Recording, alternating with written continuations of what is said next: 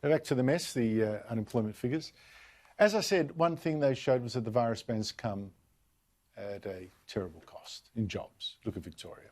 Or in fact, look today at New Zealand. It's boasted that its infection rates are low. The media hail New Zealand as the inspiration to Australia.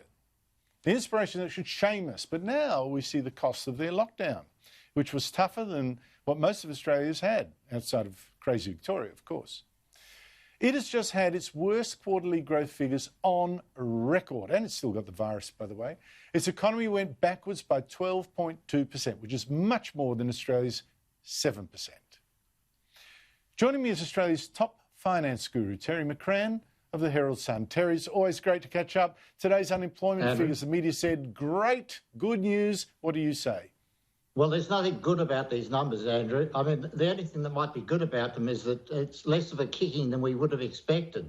I'm glad you mentioned New Zealand because Chairman Dan, seems to want to get their record. I mean, he doesn't want to have New Zealand have a bigger fall in GDP than the state of Victoria, and we may well get that record in the September quarter into the December quarter.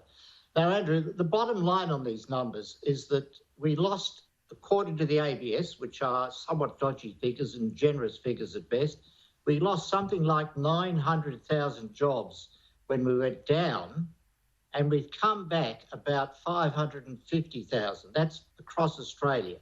So we're still 350,000 jobs down on where we were when we started all this.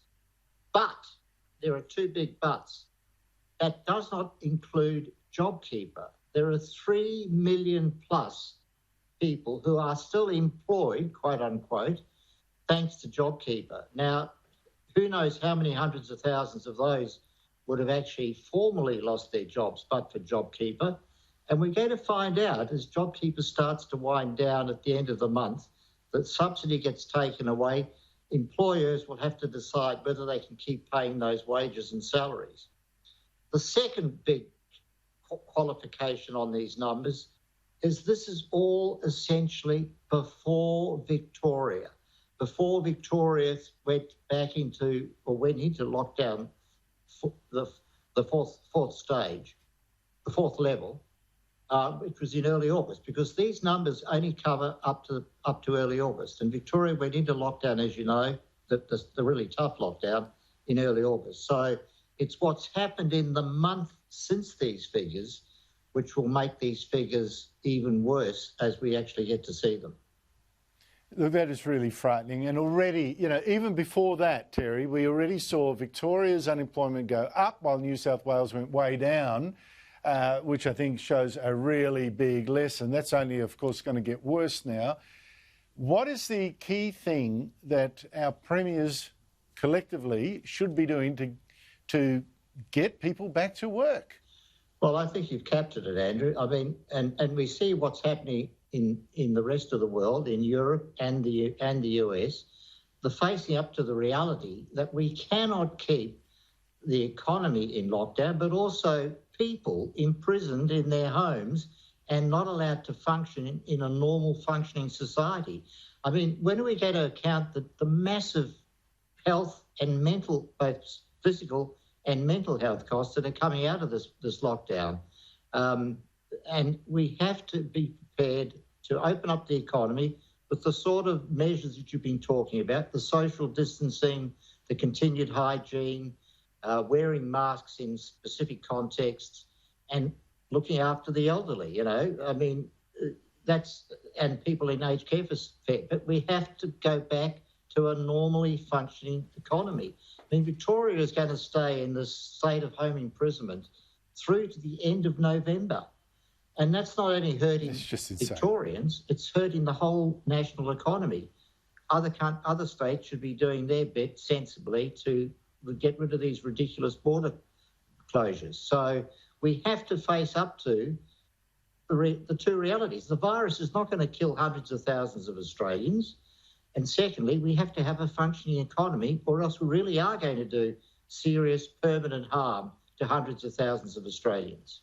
Well, you pointed out the European example. I think is really, really interesting. They've had They've opened the economies. They've ended the lockdowns.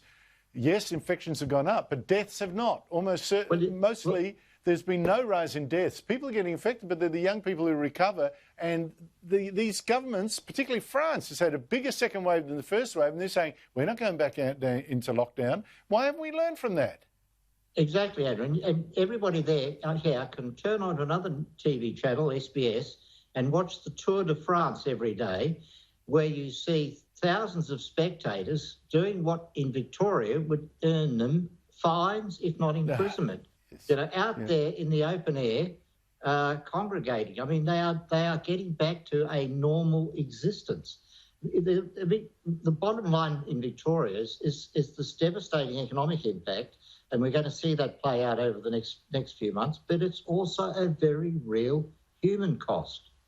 I know. Well, people, look, there's a whole generation of children that effectively lost about a year of their education, a year of socialising. A lot of people will feel that this year was the year where particularly here in Victoria, you simply mark time. You don't get that year back. Life is for living. And for a year, you've been parked in neutral. I mean, it's just ridiculous. Now, Terry, one of the key things that we need to do to get back into business, make it easier for companies to hire people. We've got to go back to having cheap electricity, right? So business can make a dollar. Well, yeah, I know. This is like come and spin from one insanity to another insanity. Exactly correct. And all, again, based on dodgy modelling, may I just say, and apocalyptic predictions.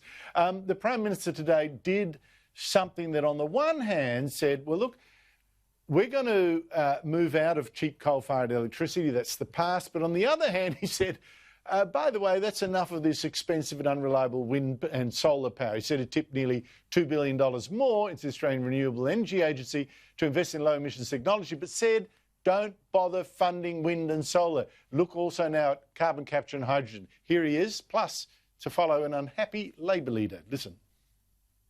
And so we can't have these artificial constrictions, a closed shop, an ideological, frankly, closed shop on how ARENA works. What matters is lowering emissions. What matters is lowering costs. This government has never liked ARENA or the Clean Energy Finance Corporation.